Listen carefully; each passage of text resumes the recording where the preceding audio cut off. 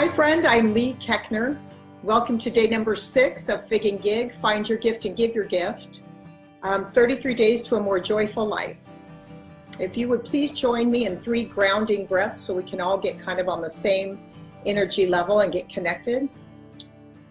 And I took my shoes off today for my grounding breath so I could actually feel, I can't reach the ground, but I can feel the wood on my chair under my feet.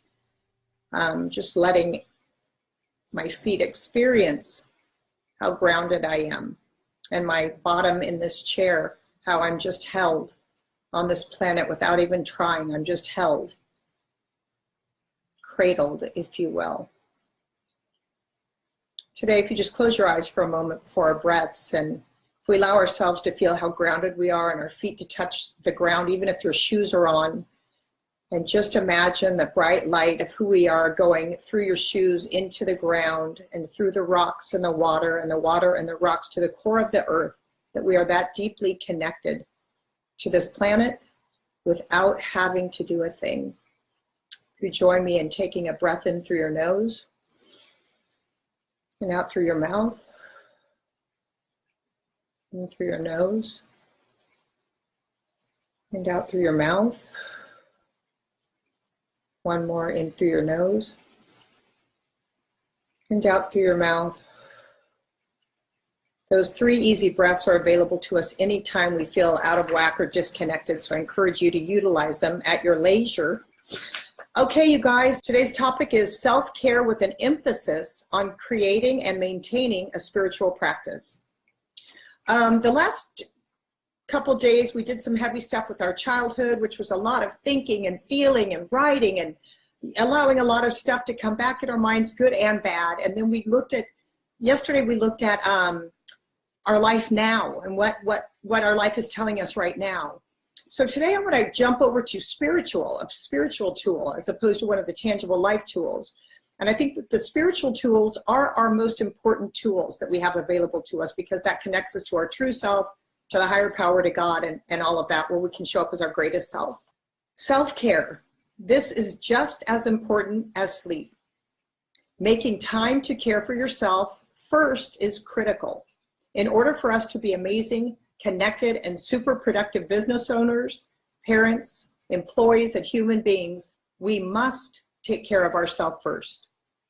No exceptions. I teach in my parenting workshop, put yourself first, your marriage second, and your children third. It is impossible to effectively serve others if you are not in a state of well-being. We all know the example of being on an airplane when they say, put the mask on first. Think about that, you guys. That's in a life or death situation. When people may be dying around you that you love dearly, you're supposed to think of yourself first. When that oxygen comes out and you put it over your mouth and you strap it on, which means you're committing to breathing, and you breathe, you realize you're alive and you're okay. Well, maybe not okay if the plane's going down, but you can breathe. And in that moment, you can turn to your child or to your parent or to your spouse or partner that might be panicking and calm them and put their mask on and let them breathe. So critical that we breathe, and it's so critical that we take care of ourselves first. Self-care has 3 parts to it: your body, your mind, and your spirit. And this could look like getting a massage, energy work, Reiki. That's where people don't even touch you. They just move energy and shift things around in your body. It's pretty amazing if you haven't tried it to be open to that, because part of this 33 days is opening yourself to new possibilities and new ideas. Getting a massage, attending church or temple or any spiritual service, walking outdoors. You know, there's a book called The Blue Zone, and a guy I know named Dan Buettner wrote it. And it was about tracking the people around the world who have lived over 100 and what some of the keys to what it was that they did to live that long. And one of them was walking outdoors with a friend.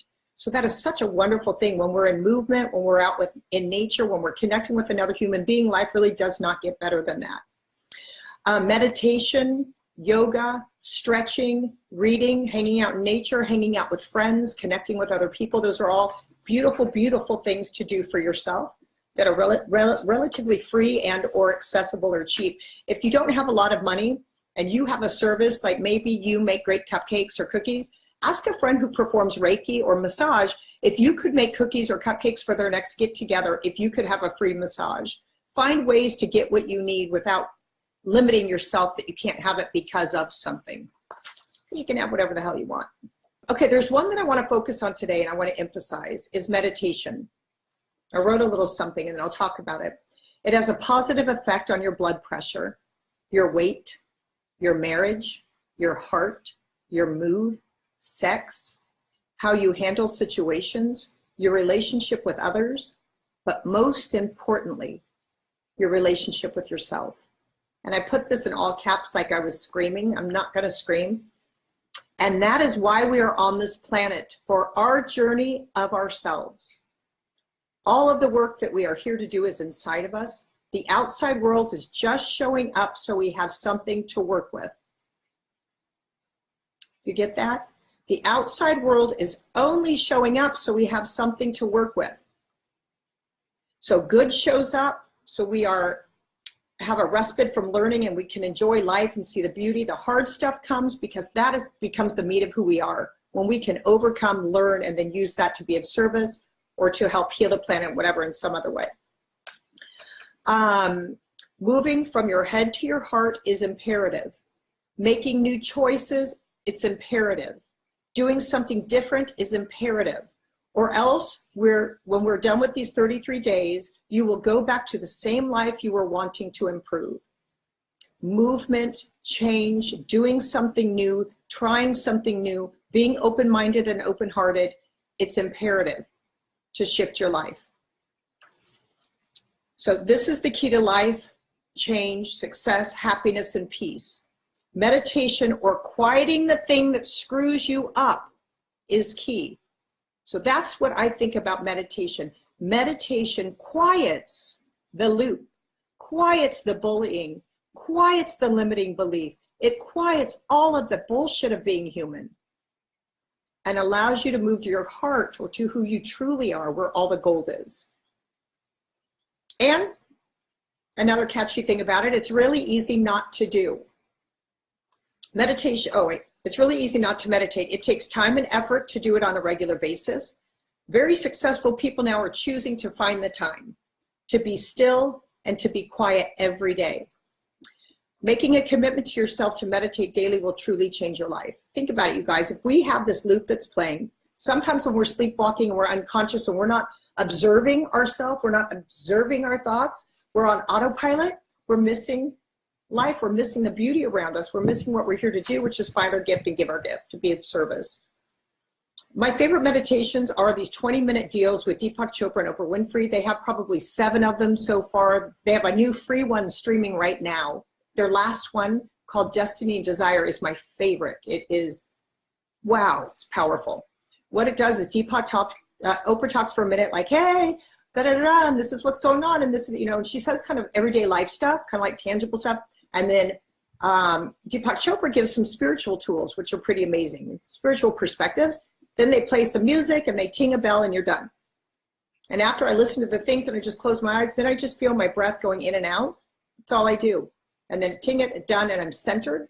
I'm more connected. And when I work right after I do that, really amazing, beautiful, clarity, clear, powerful stuff comes to my brain. Like I try to write or do a little something right after because that's where I'm connected truly here and nobody's kind of messed me up and got me back in my loop yet. Or myself, I should take ownership of that. Deepak Chopra says, if you are too busy to meditate once a day, you need to do it twice a day. I love that. If you are too busy to do it once a day, you need to do it twice a day. Have you guys heard of Rumi? He was a beautiful scholar and poet. And here's what he said. It's so simple and so profound. The quieter you become, the more you are able to hear. I read something the other day from the Gossamer Path, and it said, today I will ask myself what I really want and listen to the whisper of my soul. So when Rumi says, get quiet so you can really hear, and then the other person says, when you ask a question, get quiet so you can listen to the whispers, because your soul is whispering to you. Your heart is whispering to you, but you can't hear it unless you're quiet enough to hear it. If it was really loud, it'd be easy for everyone and there wouldn't be any growing, learning, or evolving. So the key is to shut down your humanness, to stop your spinning brain. Your problems are going to be there right after you're done. Your worries about the future are waiting for you. So just put them on pause for a minute. Get quiet. Even when we do our 3 breaths, you guys, at the beginning, I shift from, what am I going to do? Do I have everything, to, I'm doing what I'm supposed to be doing. It's the biggest gift you can give yourself. Every answer to every question is inside of you. Everything you need to have, all of what you want, already exists inside of you. But you cannot access it until you quiet this. Do you get that? When you get that, all of a sudden you're like, oh, wait a second, all these things I'm learning, everything I read, every positive bumper sticker I see, every little beautiful thing I see, I can't fully live closer and closer of that being mine all the time unless I quiet this and move to this, unless I can hear the whispers and know who I truly am. So I'm being mentored by this gal that she's kind of my business helper. Like I go to her and I'm paying her. It's not therapy, but she guides me and helps me navigate. And a lot of times as I'm speaking, I'm having the answers to what I need and she's just showing up to support me. But sometimes I say to her, what should I do? I mean, I have these 2 choices I can't decide to do. And she always says, go within. And then sometimes I say, damn it, I want to bypass the work. Just tell me. Does everything have to be work? But once you do the work and once you do go within and the message that you get, then you are done with that forever. So it's always the good work and the most important work that we are here to do. I'm going to talk about a couple things that you can do. I know I've shared with you before a morning mantra. So every morning when my feet hit the floor, I say, my Lord, my God, use me today to be of service. Allow me to be the woman you created me to be, and let all of this be done on the foundation of love. And then I also say a little prayer of gratitude. I say, thank you for another day that I'm breathing. Let me use it wisely. So that's a great way to start out your day. Already you're having some intention that you're going to be decision making using love as your platform and using it wisely. You're not just going, oh no, another day, driving to work, bye kids, whatever the hell. No, every day is a fresh start. Every moment is something fresh. And when you're mindful and you're in it, you can experience it. All right. Morning mantra. If you don't have one, write one. Think about what your intention is for this 33 days and incorporate that into your morning mantra. But look at your intention, look at what you want more in your life and incorporate that. Start your day with it, like a powerful shield that you're carrying to push off the bad and welcome in the good. There's another thing I love. It's called bedtime appreciations, which we've talked about, where you say 3 things you appreciate about the person you're laying with. If you're not laying with anyone, you say 3 things to yourself. So 3 things to them, 3 things about yourself. If someone else isn't there, just 3 things about yourself. And tell God you welcome in someone to be laying next to you soon. Happiness practices. I have 3 of them. Gratefulness, which we have discussed, because gratefulness is the same level as love and abundance and joy, gratitude. Bedtime intentions, which I'm going to tell you about right now. Bedtime intentions are amazing because I feel like it's almost the lazy way to access our power. So how I picture it is we have about 10,000 angels that surround us up in the clouds with their wings out, just looking down at us, waiting for us to utilize them, because they can go and clear the path. They can guide us this way. They can bring people in to tell us things we need to hear. So I think that we have all these angels waiting. And I think at nighttime you can say, okay, 10,000 angels, Leigh said that I have you and I can access you and I'm ready to, because my mind and heart really are open to it. Here's what I want. So let's say you have the question, who am I? You know, I told you I found out who I am. If you want to know that for yourself, you could take that to your bedtime intention. Okay, angels, God, the universe, everyone, everything available to me, my guides, whatever people believe. I come to you asking, who am I? Please show me who I am. And when you do, make it in a way that I can understand it. Maybe it's in a dream. Maybe it's on a bumper sticker you're going to see tomorrow, or on a billboard that says, this is who you are. Literally, you'll start seeing things. When you ask for it, it will come. Maybe somebody calls you and wants to say, hey, I was just thinking about you, and I want to tell you how powerful you are, how important you've been. You might have done that to someone the other day, because that was one of our kind of the love letter business. So ask for what you want. Let the angels work for you well, and then you just go to sleep with a knowing that you have set that in motion. Bedtime intentions rock. Maybe you have a dream, or you see it the next day or a couple days later. but be open to it too. Expect it once you ask for it. And another one I love is partner with power. And so I think, and I think I've said this before, that I have a little bench in my brain. I try and clear it off and make space for God to go sit in it. So I walk into every situation, I'm already partnered with power, realizing God resides within me. When I go by myself, I'm kind of half-assed. When I'm in here thinking about, I'm out of it. But when I'm connected to God and I know who I am, I can move into any situation with my greatest power. Partner with power. I also describe it like if you're going to play football, you get handed a football and the coach says you can either run your ass off and people are going to try and tackle you, or I can give you a giant guy in front of you who's going to block for you, move people out of the way so you can run easily with grace and ease down the field. You get to choose. I think that God, our higher power, the greater energy, is that football player. So anyway, that is partner with power. I try and do it for everything. Before I start these, I say, God, use me. I connect with you. Let me, be my greatest self, or whatever. Let me share the words that you would have me share. Not that I think I should share, but you would have me share. So those are 3 ways that you can do it. And I can't say enough, you guys. I don't know where you live exactly, all of you, or what you do exactly, all of you, or who is surrounding you, but meditation sounds woo-woo, but it's just breathing. And it's just allowing your brain off the hook for a second, allowing your brain to relax for a second, allowing you to feel the peace that is within you. And literally, when I get quiet and I ask a question, I get the answer. I get the answer. And it's a scary thing, because when you start doing that, you have less reasons to hold yourself back.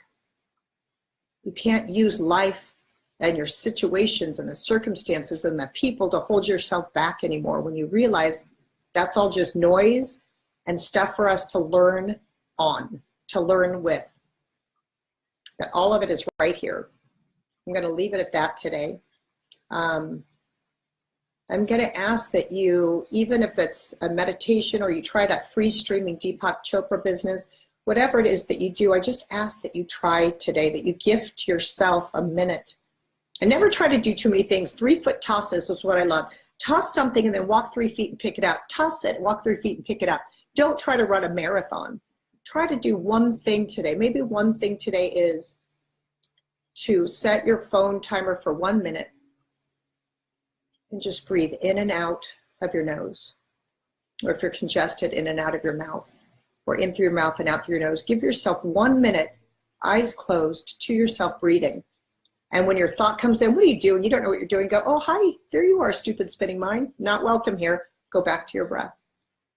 You got to pick the kids up soon. Not welcome here. I'm giving myself 1 minute where I'm not controlled by you. 1 minute. Try it today, you guys. I love you very much. Just because you're my brothers and sisters and we're all connected to God. In case you go, why does she love me? That's why, just because you exist. That's why I love you.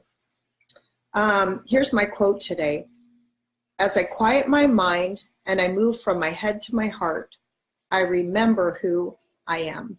And I is capitalized and M is capitalized, which is we are everything.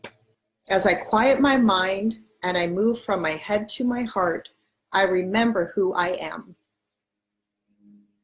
All right. Thank you so much. I will see you tomorrow on day 7, which I believe is week 2. Congratulations. All right. See you later.